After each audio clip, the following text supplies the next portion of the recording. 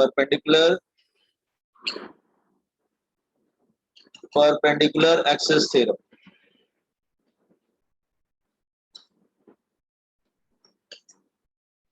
Perpendicular axis theorem. See here. इसमें एक खास बात है, this is valid for, you can say applicable for, not valid for, applicable for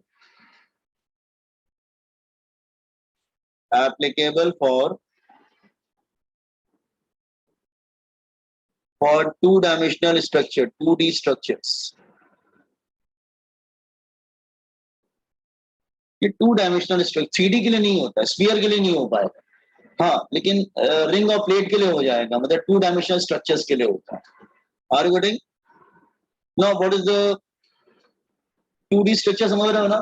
Only 2-dimensional. See here, let's say any object of any shape and it's a 2-dimensional structure. Just see here,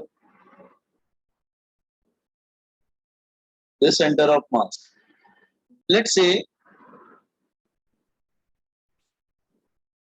this is x-axis. Let's say this is x-axis, and here it is y-axis, x-axis and y-axis, and one more axis that is called z-axis. This is z-axis. Just wait, this is z-axis.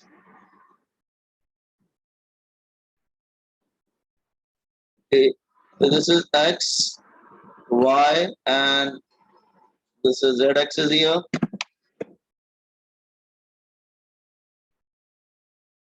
This is z-axis. ठीक है, z-axis. आपको समझ में आ रहा है diagram, boys and girls? x, y, z. Okay, let's say अगर ये object, ये जो ऑब्जेक्ट हमने लिया है, अगर ये x एक्सिस के अराउंड रोटेट करता है, अगर ये x एक्सिस के अराउंड रोटेट करता है, तो इसका जो मोमेंट ऑफ इनर्शिया है, let's say it is ix, और ये अगर पूरा y एक्सिस के अराउंड रोटेट करता है ये ऑब्जेक्ट, तो इसका मोमेंट ऑफ इनर्शिया होता है लेट्स से iy. और अगर ये पूरा ऑब्जेक्ट z एक्सिस के अराउंड रोटेट करता है, तो इसका मोमेंट ऑफ इनर्शिया होता है iz. Let me make you understand. एक 2-डायमेंशनल स्ट्रक्चर है, मैंने बोला it is applicable only for two dimensional structures.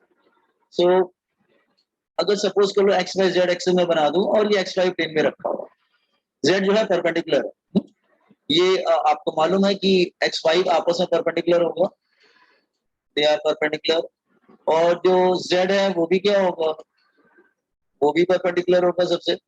Is it clear? Like this Z is also perpendicular. तो कहने का मतलब क्या है, जस्ट हियर कि अगर ये ऑब्जेक्ट एक्स एक्सिस के अराउंड रोटेट करता है तो इसका मोमेंट ऑफ इनर्शिया होगा आई एक्स, और सेम ऑब्जेक्ट अगर वाई एक्सिस के अराउंड रोटेट करता है तो इसका मोमेंट ऑफ इनर्शिया होगा आई वाई, और जेड एक्सिस के अराउंड रोटेट करता है तो मोमेंट ऑफ इनर्शिया होगा आई जेड. तो थ्योरम क्या है?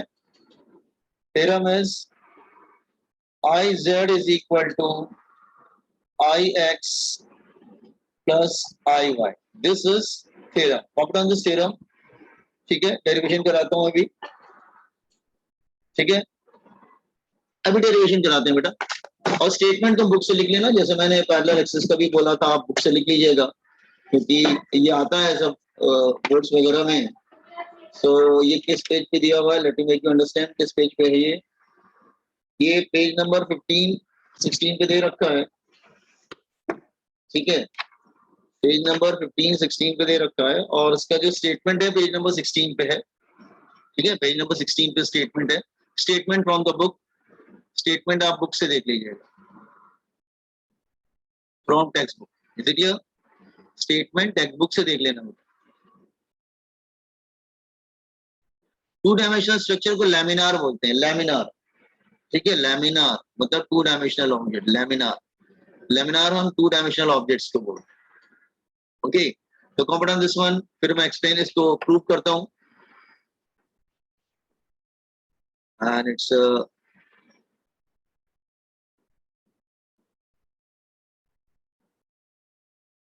ये 3D है एक्स वाई जेड.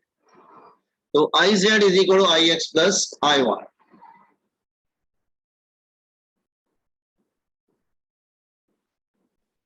प्रूफ आ सकता है, छोटा प्रूफ है, एग्जाम में आ सकता है बोर्ड्स.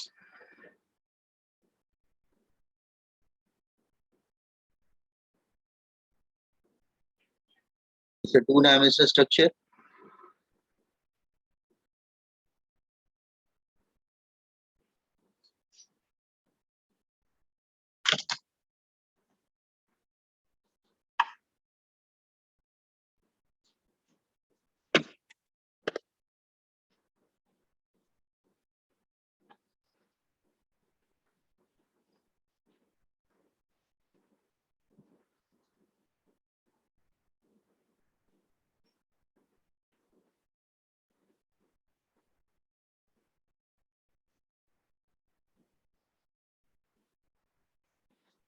जैसे आप रिंग ले सकते हैं, डिस्क ले सकते हैं, मार्केटिंग प्लेन शीट ले सकते हैं, it's a plain sheet etcetera. तो मतलब 2 डायमेंशनल ऑब्जेक्ट्स के लिए एप्लीकेबल है. So once you copy it, inform me. So I will start derivation part.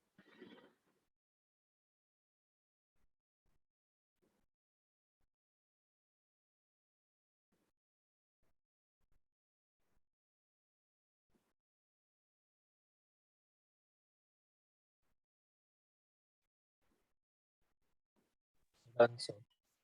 Okay. Now, can I scroll it, everyone? हो गया ना, सबने कर लिया?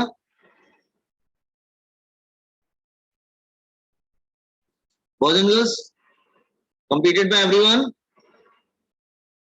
Yes, sir. Okay. Now come to the proof. Let's say is any object of any shape.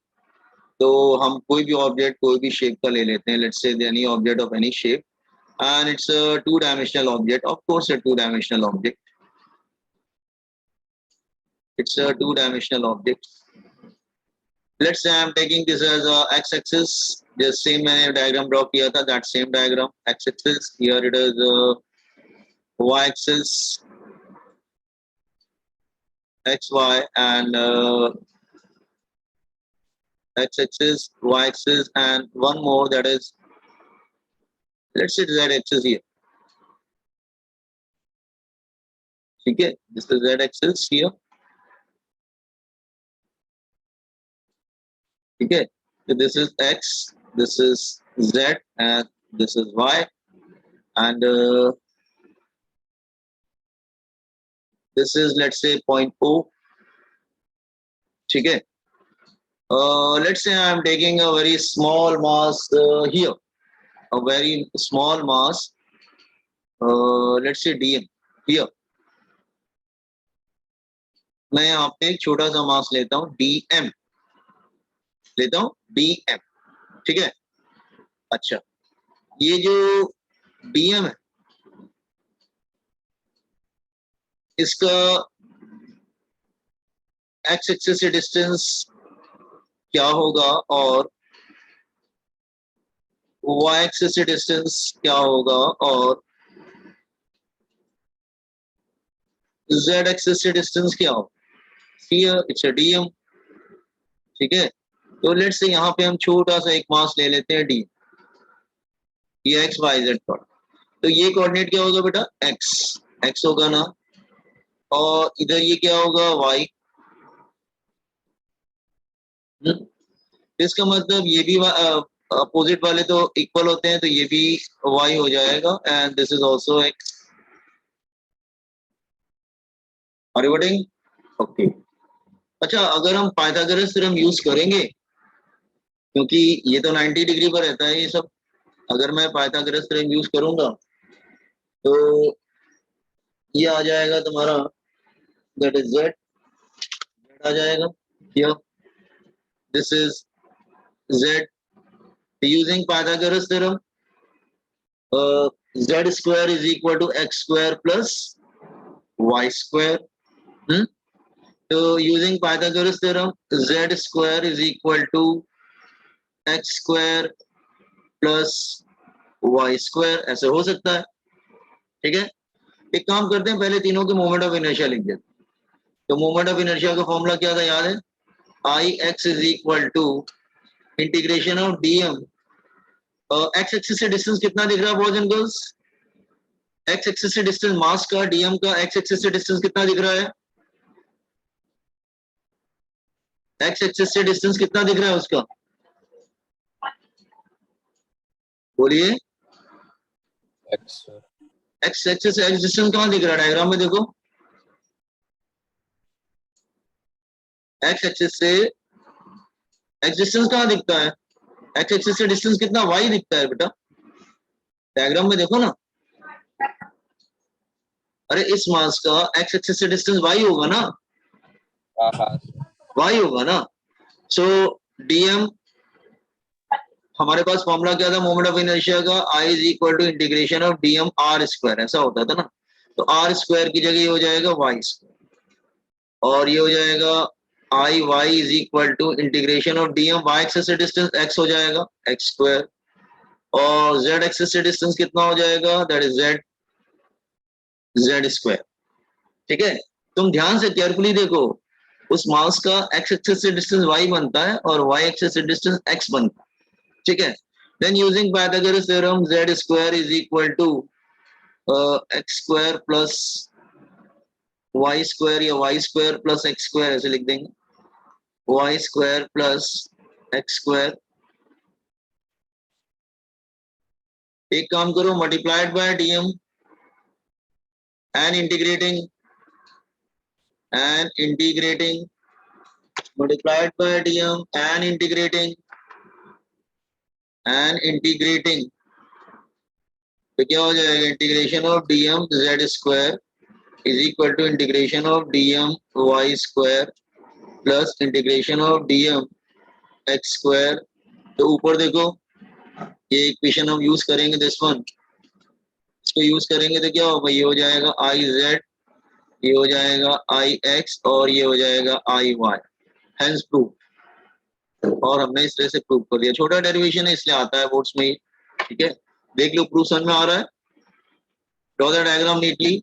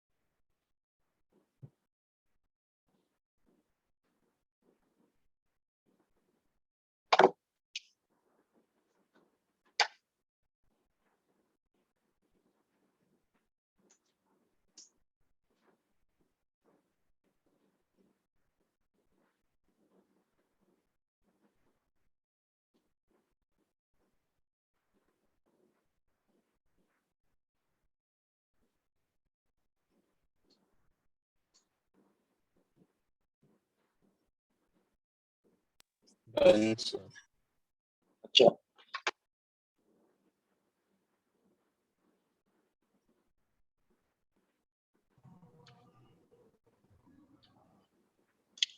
using 1 2 and 3,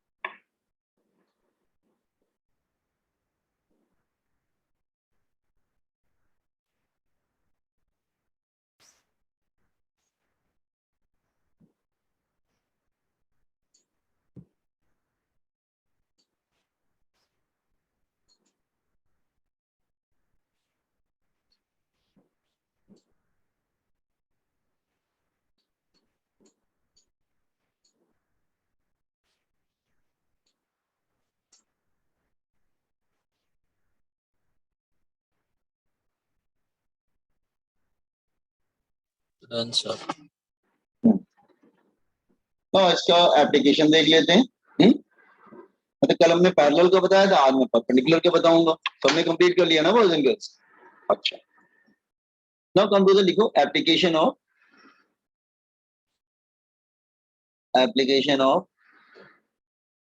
perpendicular axis theorem. Perpendicular axis theorem. तो पहले हम लोग रिंग लेते हैं। I will take a ring, क्योंकि रिंग भी two dimensional है। To find moment of inertia about an axis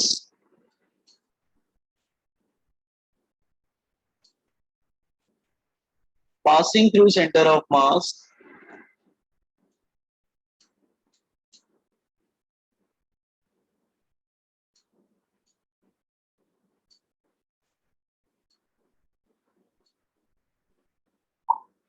and lying in the plane of ring.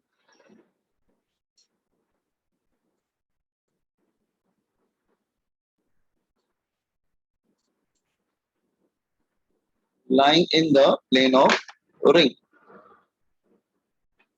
So question को समझने की कोशिश करो। वो क्या बोल रहा है कि ये रिंग है, लेट्स से ये रिंग है बेटा, ठीक है, ये रिंग है।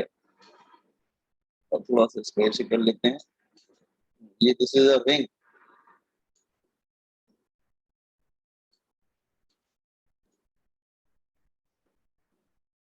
ये रिंग है। तो वो बोल रहा है जो एक्सिस है ना, वो उस प्लेन में लाई करना चाहिए, मतलब इधर। Axis will pass through here. Axis यहां से पास होना चाहिए। ये सेंटर ऑफ मास है और एक्सिस जो है ना उसके प्लेन में लाई करना चाहिए। This you have to find. Are you getting this question? Question पढ़ो ये ना। To find the moment of inertia passing through centre of mass and lying in the plane of ring के plane में होना चाहिए। Is it clear? No, solution part पे आओ। Solution part को समझने की कोशिश करो। अगर सपोज कर लो ये रिंग है, लेट्स से ये रिंग है,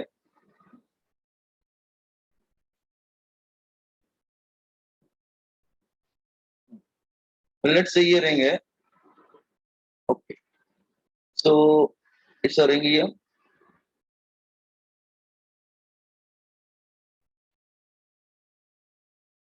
तो एक काम कर लेते हैं ना, एक्चुअली ये तुम ध्यान से देखो, ये तो डायमीटर के अलोंग है ना। You can say along the diameter of ring, along diameter of ring. Diameter में है ना, वो डायमीटर बोलेंगे उसको। डायमीटर ऑफ रिंग, डायमीटर समझ में आ रहा है ना? डायमीटर में ही लाई कर रहा है ना। डायमीटर नहीं बोलेंगे, रिंग ऐसा है तो रिंग ऐसा है तो उसकी इसका डायमीटर हो जाएगा। Is it clear what I am saying? Okay, now अब सपोज कर लो हम इधर बनाते हैं एक्स एक्सिस।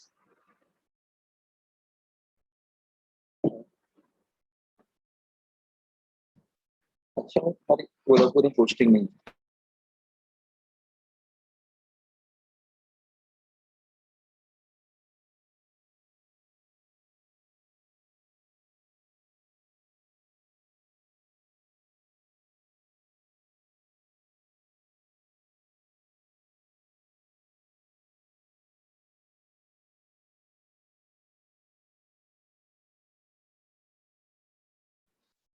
हेलो, हाँ।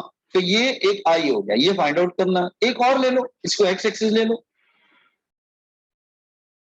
एक और बना लो जिसको हम वाई एक्सिस बोल देते हैं। सेंटर ऑफ मास हो गया। इसको हम लोग ले लेते हैं वाई एक्सिस। अच्छा बताओ, ये दोनों तो डायमीटर के अलोंग है, तो दोनों सेम ही तो होंगे। तुम ध्यान से देखो, both are along the diameter ना। ठीक है, वो अलग बात है कि दोनों 90 पर रहते हैं, एक्स और वाई दोनों एक दूसरे से 90 पर रहते हैं, बट होते तो दोनों डायमीटर के अलोंग है ना। इसमें कोई डाउट है किसी को? हम दोनों को आई बोल सकते हैं कि नहीं?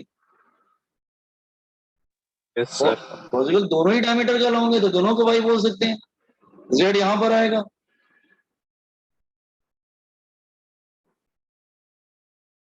अच्छा जेड वाला तो आपको मालूम है उसका फॉर्मूला, जेड एक्सिस वाला जो सेंटर से मास से पास होता था, क्या फॉर्मूला था उसका? फॉर्मूला आईसी क्या था? रिंग का क्या था बेटा? रिंग का जो सेंटर से जाता था उसका फॉर्मूला क्या था? कल लिस्ट दिया था फॉर्मूले की लिस्ट. R क्या square. क्या था? M R square. M is the mass and R is the radius and M is the mass. M R square. तो according to perpendicular axis theorem,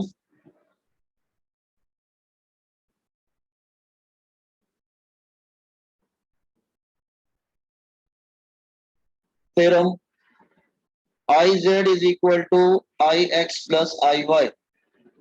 तो आई जेड क्या हो जाएगा? दैट इज आई सी हो जाएगा. और इसको हम दोनों को आई ले लेते हैं, दोनों डायमीटर के अलॉन्ग, दोनों तो सेम है. ठीक है, तो ये हो जाएगा एम आर स्क्वायर और ये आई प्लस आई 2 आई हो जाएगा. तो आई की वैल्यू क्या आ जाएगी? That is equal to half M R square. समझ में आया? Have you understood this theorem? Diameter के अलॉन्ग Yes. चाहिए थी, तो दोनों डायमीटर तो सेम है ना. तो एक्स वाला भी डायमीटर के अलॉन्ग है, वाई वाला भी डायमीटर के अलॉन्ग है, तो दोनों का सेम है ना. भाई ये देखो, ये रिंग है, ये भी डायमीटर है, ये भी डायमीटर है, कितने भी डायमीटर बना लो, और डायमीटर. तो दोनों डायमीटर थे तो दोनों को आई कर देंगे हम लोग. तो I Z is equal I I. अच्छा आईसी का फॉर्मूला कल ही दिया था हमने, स्टैंडर्ड फॉर्मूला अपना, that is M R square और आई प्लस आई कितना हो जाएगा? 2 आई. तो 2 विल कम डाउन. ये पसंद में आया? Pop down this one.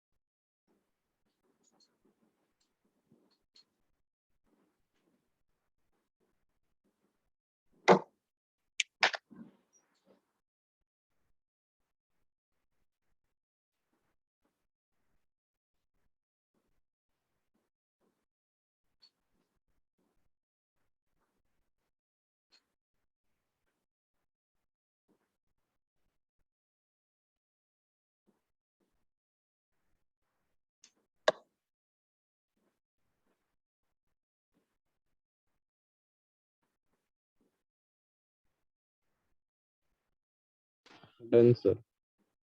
Okay, चलो अब ये डिस्क इसी तरह डिस्क वाला करो जरा. रिंग जैसे रिंग के साथ किया ना, वैसे तुम डिस्क के साथ करो. Disc,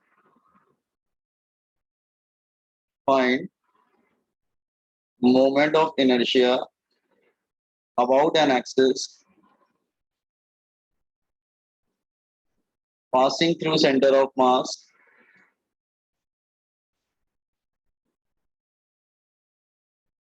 and lying in the plane of disk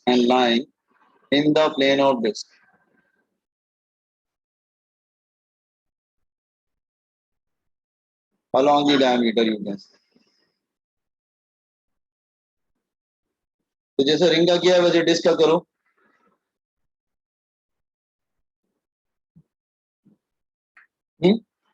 जैसे मैंने रिंग का किया है ना वैसे आप डिस्क का करो।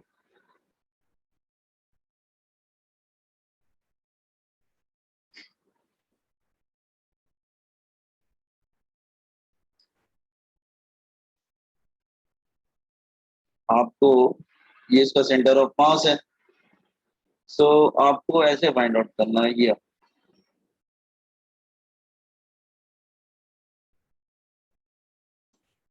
सो राइट, जैसे मैंने रिंग का समझाया वैसे करो।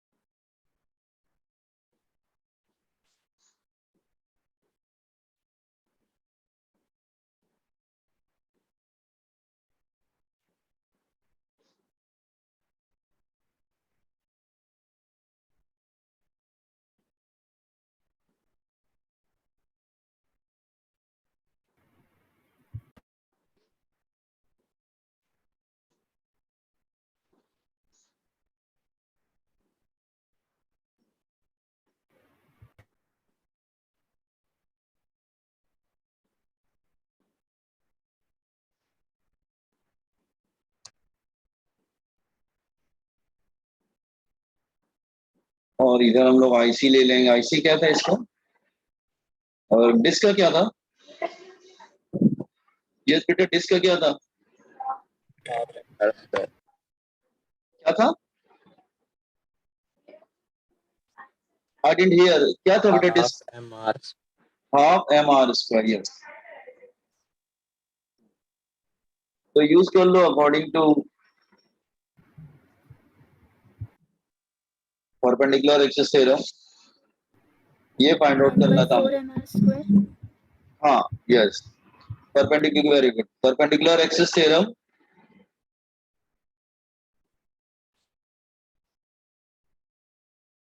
ठीक है, perpendicular axis theorem that is I Z is equal to I X plus I Y.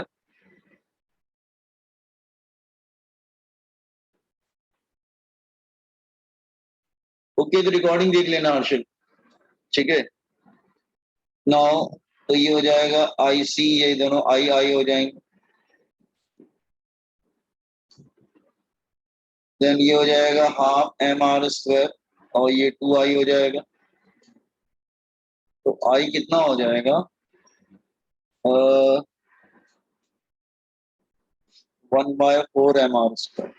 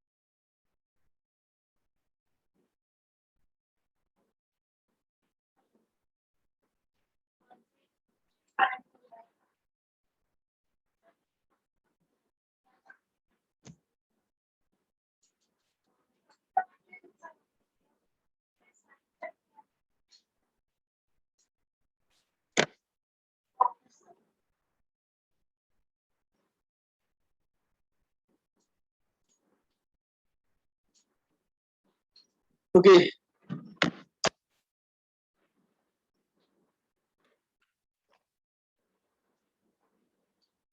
Once you complete, inform me.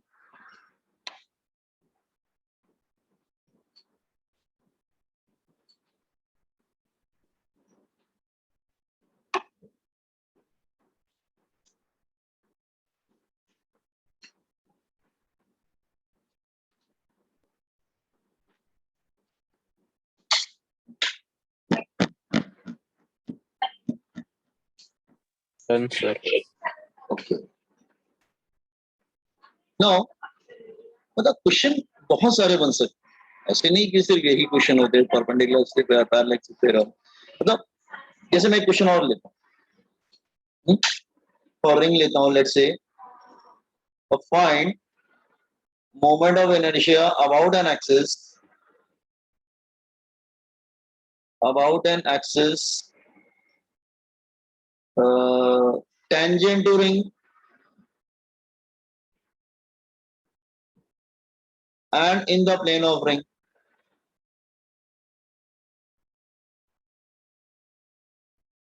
इसी तरह डिस्क के साथ भी कर सकते हैं. Find moment of inertia about an axis tangent to disk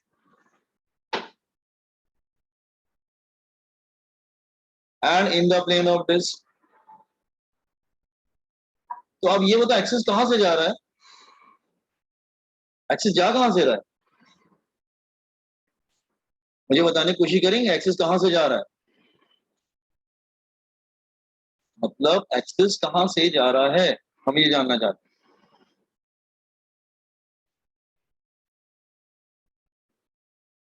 yes, axis कहां से जा रहा है बच्चा, ये रिंग है और वो एक ये रिंग है, डिस्क बनी है. कोई मुझे बताएगा एक्सिस कहां से जा रहा है, क्वेश्चन में व्हाट प्रॉब्लम है ये, और ये डिस्क.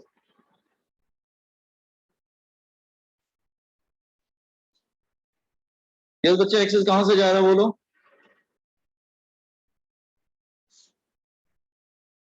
एनीवन, साहिल एक्सिस कहां से जा रहा है, सर टेंजेंट से. टेंजेंट से और प्लेन में. मैं ऐसे बनाऊं क्या, ये ठीक है क्या, ऐसे जा रहा है क्या, इट्स ओके, ये भी तो टेंजेंट है. In the plane of ring भी बोल रहा है ना, मतलब रिंग के प्लेन में होना चाहिए, इट शुड बी हियर, ऐसे होना चाहिए, और इसमें भी इस तरह से होना चाहिए, tangent and in the plane of ring. Got it everyone, समझ में तो आया. पहले निकलना भी प्लेन में ही था ना फिर? तो पहले प्लेन था लेकिन वो सेंटर से जा रहा था, पहले वो प्लेन में था लेकिन सेंटर से जा रहा था ना. नहीं सर, अभी आपने निकाला ना एक टेंजेंट हाँ लेफ्ट में डायरेक्शन में. हाँ, ये गलत है ना, ये प्लेन में नहीं है ना, ये प्लेन के परपेंडिकुलर है, ओके सर, समझा. मतलब प्लेन में रहना और प्लेन के परपेंडिकुलर रहना फर्क है ना दोनों बेटा, ठीक है. अब आप क्या, अभी हमने थोड़ी देर पहले फॉर्मूले डिराइव किए थे ना, देखो डिस्क का ऊपरी डिराइव करा था, डिस्क के डायमीटर के अलोंग क्या है, हमने क्या डिराइव किया था, 1/4 mr². ये वाला फॉर्मूला ले लो, ये वाला फॉर्मूला ले लो, दिस वन हियर, 1/4 mr². तो देखो अगर हमको यहाँ पे लगा देंगे पैरेलल एक्सिस थ्योरम, इसको आईसी ले लेंगे, सेंटर ऑफ मास से पास हो रहा है, ये पुट द वैल्यू हियर, इसकी वैल्यू क्या आ जाएगी, 1/4 mr². अब तुम्हें आई चाहिए, तो ये डिस्टेंस कितना होगा बच्चा, रेडियस होगा ना, एच तुम्हारा आर बन जाएगा, रेडियस आर सपोज कर लो उसका रेडियस, और एम उसका मास. तो हम यहाँ पे पैरेलल एक्सिस थ्योरम यूज कर सकते हैं ना, तो इधर शिफ्ट हो जाएगा इधर, अकॉर्डिंग टू, कल ही किया था ना parallel axis theorem, according to parallel axis theorem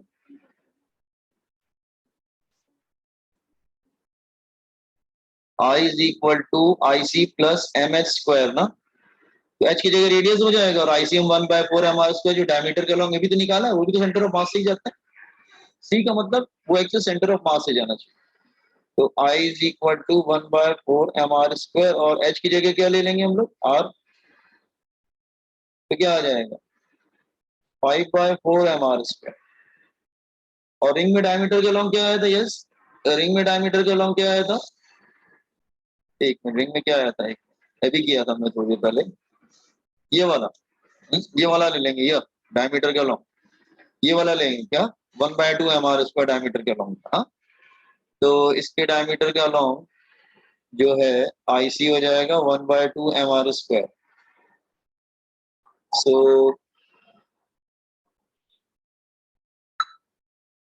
h की वैल्यू r हो जाएगी। तो according to parallel axis theorem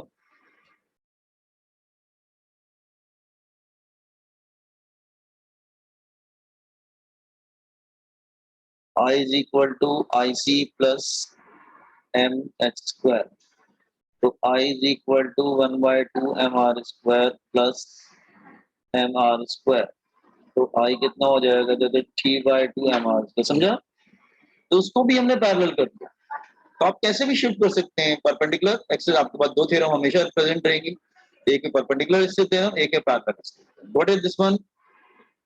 आपको समझ में आया कैसे शिफ्ट किया उसको?